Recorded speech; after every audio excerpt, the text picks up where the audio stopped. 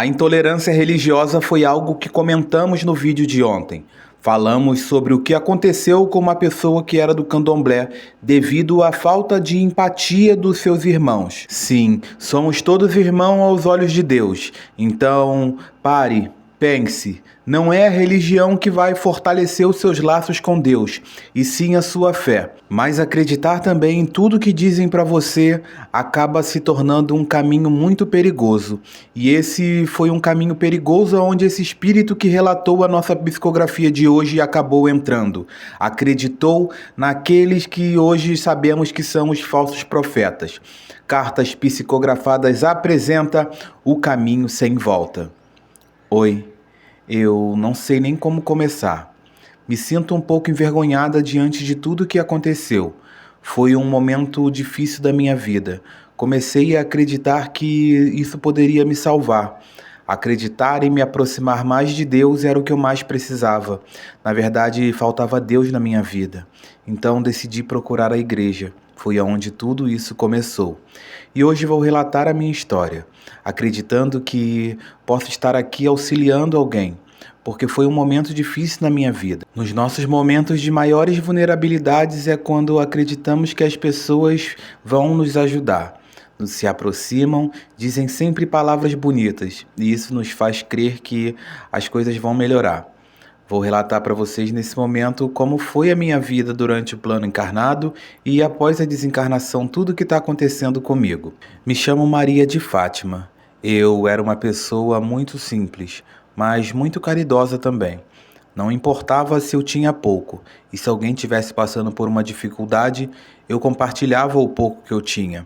Mas um belo dia recebi uma proposta de emprego, e essa proposta de emprego iria mudar a minha vida. E para melhor. Foi quando encontrei a salvação para mim. Eu estava afundado em dívidas e esse novo emprego era o que me tiraria desse buraco. Queria muito agradecer a Deus por essa oportunidade que ganhei. Ao chegar na minha casa, orei e agradeci a Deus pelo emprego que Ele me arrumou. Porque sim, Deus está sempre presente na nossa vida, em várias escolhas certas e em escolhas erradas que nós tomamos também.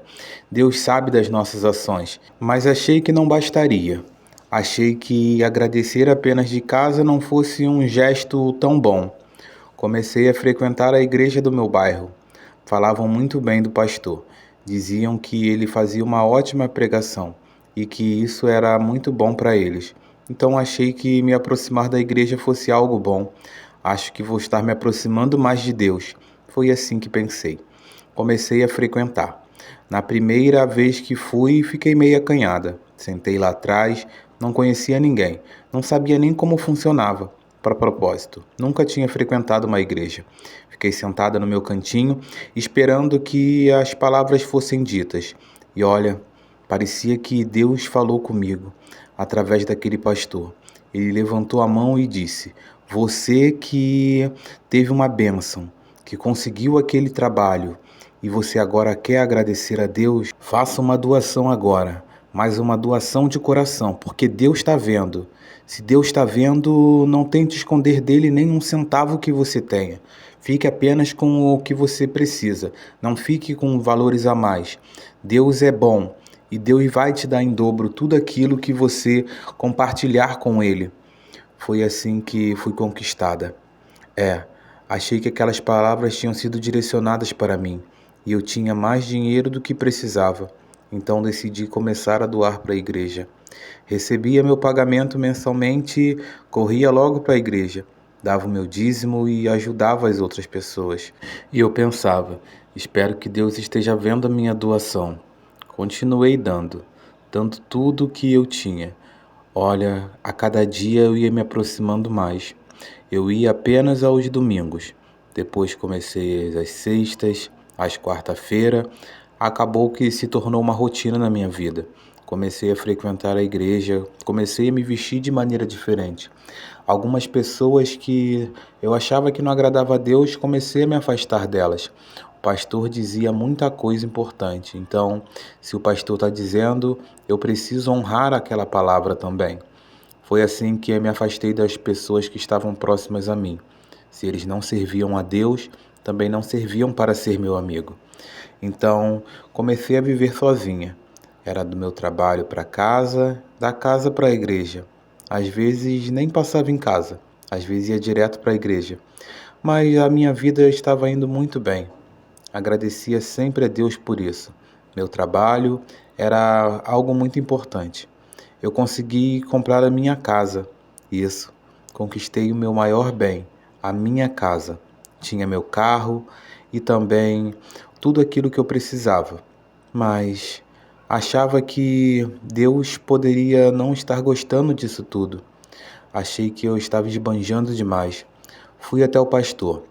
Conversei com ele, expliquei a minha situação, disse que tenho um bom emprego, que pago sempre o dízimo, faço as minhas doações sempre que posso. E disse a ele que achei que Deus poderia não estar gostando da minha casa, do meu carro, porque parecia ser luxo demais. O pastor me convenceu que, sim, eu estava errada. Deveria fazer uma doação para a igreja. Deveria doar a casa, deveria doar o carro. Fui para casa e pensei naquilo. Fiquei um pouco pensativa. Mas o pastor disse que Deus daria em dobro. Então, tá tudo bem. Doei a minha casa, doei o meu carro que eu trabalhei tanto para poder comprar. Mas tudo em prol de Deus. Se Deus quer que eu faça isso, eu vou fazer. Não importa quais serão as consequências. Doei. Lembro que o pastor anunciou isso na frente de toda a igreja, para que tentasse convencer outros fiéis a também fazerem uma doação aproximada. Olha, umas duas pessoas se comoveram com a história e também acabaram doando suas casas para a igreja. Tudo de papel passado. Foi assim que as coisas começaram a mudar. A minha empresa acabou entrando num momento difícil. Teve uma grande crise e acabou abrindo falência. Todos os funcionários foram dispensados. E eu naquele momento difícil. O que vou fazer agora? Não tinha mais minha casa própria, não tinha meu carro. Morava de aluguel. Como vou pagar o aluguel? É um aluguel tão caro. Eu fiquei nervosa. Decidi então buscar a igreja, conversar com o pastor e ver se ele pode me ajudar.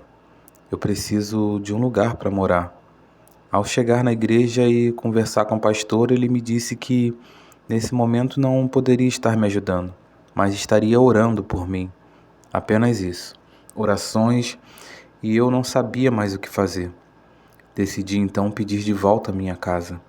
E o pastor disse que a casa não pertencia mais a ele, não pertencia mais à igreja. Eles haviam vendido a casa e converteram o dinheiro para poder fazer as obras da igreja. Eu fiquei muito triste. Fui para minha casa desolada, mas estava chegando o dia de pagar o aluguel. Eu estava nervosa, estava desesperada. Acabou que fui despejada. A minha vida passou a não ter sentido. Fiz as doações, ajudei a Deus e agora estou sozinha na rua. O que fazer da minha vida? Eu comecei a me questionar. Comecei a questionar Deus, mas principalmente o pastor. Por que ele não me ajudou nesse momento difícil? Sempre ajudei a igreja. Por que ele fez isso comigo? Mais uma vez, voltei à igreja. E nesse momento, já era moradora de rua.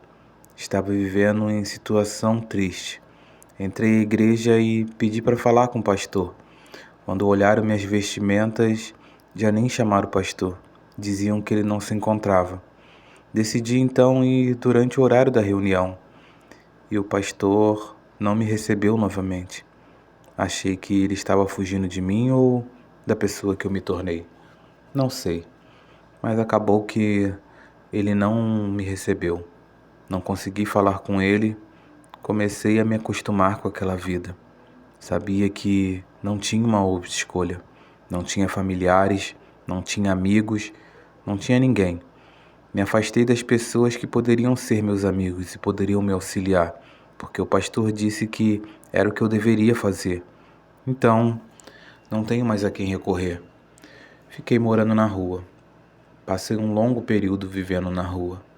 Foi muito difícil essa parte da minha vida, mas sempre acreditei que Deus estaria por mim. e Deus me ajudaria no momento. Essa ajuda que eu tanto esperava de Deus acabou não chegando. Acabei adoecendo. Foram noites de frio, de chuva, e a gente acaba adoecendo.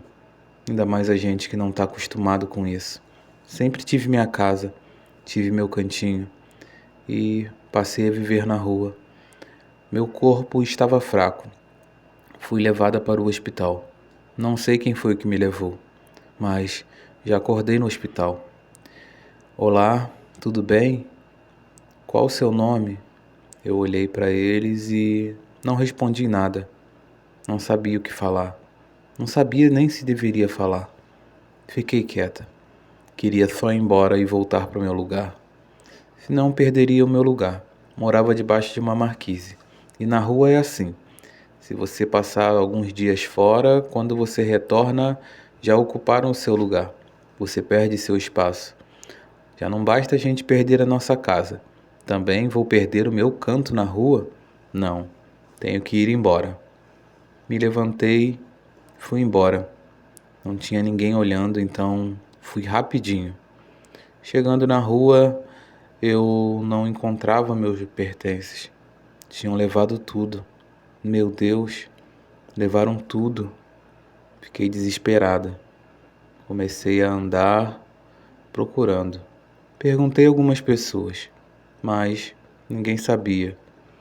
Não sei se foi por conta disso ou porque eu já estava doente mesmo, mas o desespero foi maior. Lembro de desmaiar. Fui para o hospital novamente. Lá já me encontrava com tubos em mim. Não sabia o que eu tinha, mas deve ser perigoso. Estou sendo cuidado aqui. Melhor eu ficar quietinha aqui no meu canto. Fiquei por um tempo, mas acabei desencarnando. E sou muito grata a isso. Agradeci a Deus por haver desencarnado, porque fui logo resgatada. Fui levada para um lugar lindo. Tomei um banho e troquei de roupa. Sim, fui levada para a colônia espiritual, aonde eu vivo hoje. Foi tudo maravilhoso. Minha transição foi bem tranquila. Me explicaram tudo. Passei por o que tinha que passar. Essa era a minha aprovação. Mas acreditei demais em uma pessoa. Ele era o falso profeta. Ele tem o lugar dele reservado. Ao desencarnar, vai pagar por ter levado tantas pessoas à falência. Ele levava porque ele era o responsável por nos fazer acreditar que Deus precisava daquilo. E Deus não precisa disso. Deus é amor. Ele não precisa do nosso dinheiro. Não precisava dos meus bens materiais. Quem precisava era o pastor, que acumulou riquezas durante a sua vida encarnado, baseado na fé das pessoas. A fé pode mover montanhas, mas ela pode ser muito perigosa também. É o que eu digo. Precisamos acreditar em Deus, buscar a Deus. Ele é quem deve ser buscado, e não ao pastor. Aprendi isso da pior maneira. Não tive tempo de enxergar isso da maneira que eu enxergo hoje. Mas tudo me foi explicado, tudo me foi passado com muita clareza. Espero que esse relato possa ajudar vocês. Sei que essa mesa de orações aqui é para se direcionar a algum familiar, mas eu não tinha ninguém para falar. Mas decidi contar a minha história, relatar tudo o que aconteceu. Foi um momento trágico, um momento triste de minha vida, mas sou muito grato a Deus. Hoje sei de todas as escolhas erradas que eu fiz. Se pudesse voltar atrás, não as faria. E espero ter uma nova oportunidade, que numa próxima encarnação eu adore a Deus e não adore o pastor e nem a sua igreja. A vida no plano encarnado acabou para mim, mas vivi no plano espiritual agora. A vida continua, meus irmãos. Não desista e não perca a fé. Fé é o que vai mover você sempre. Acredite mais em Deus. Foque em Deus. Ore da sua casa. Não precisa você ir a lugar nenhum para buscar a Deus. Deus está sempre ao lado de cada um de nós e dentro de nós.